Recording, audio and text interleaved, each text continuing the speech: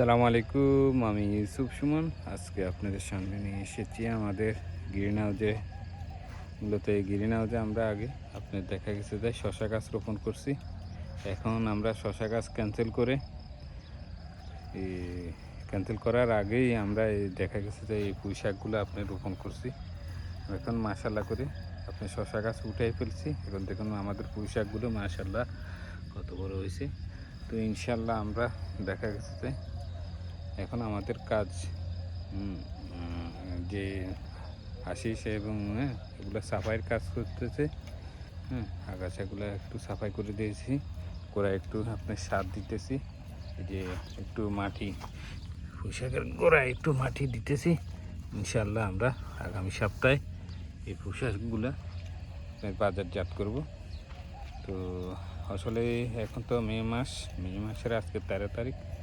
এটা এখন দেখা গেছে যে গরমের যেই গালফে আপনি দেখা গেছে গরমের প্রচুর অতিরিক্ত গরমের কারণে ফসলও আসলে ওরকম ভালোভাবে হয় না। তো আসলে এই পোশাকগুলো আপনি দেখা গেছে যে গরম যে এখানে যে তাপমাত্রা এই জিনিসটা একটু সহজভাবে নিতে পারে পোশাকে। এখানে আমাদের কাজ চলমান আছে। তো আমি এখন আমার ইসরাফিল বাইর থেকে আপনার কিছু জানতে চাবো, উনি আমাদেরকে কিছু বলবে। তো আসসালামু আলাইকুম ইসরাফিল ভাই, কেমন আছেন? আলহামদুলিল্লাহ, অনেক ভালো আছে। তো আসলে আমাদের পোশাকগুলো দেখতে কেমন দেখা যাইতেছে একটু যদি বলতেন। আমাদের পোশাকগুলো আলহামদুলিল্লাহ দেখতে অনেক সুন্দর আছে।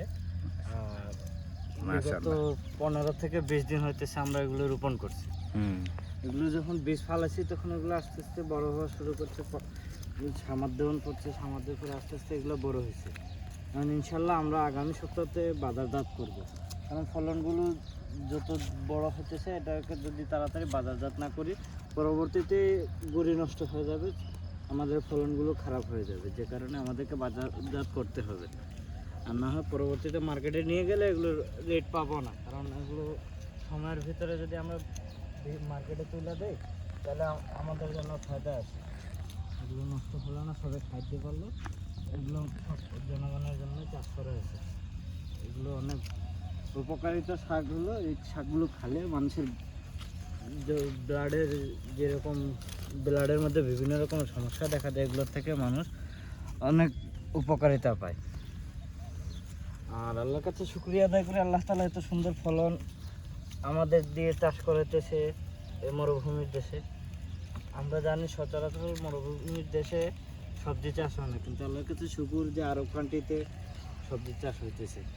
আর আপনারা সকলে দোয়া করবেন যেন এই সবজিগুলোতে আল্লাহ তাআলা ভরপুর বরকত দান করে। তো আজকের মতো এখানে বিদায় নিতে এসেছি। সবাই ভালো থাকুন, সুস্থ থাকুন। আল্লাহ হাফেজ, দেখা হবে অন্য কোনো ভিডিওতে।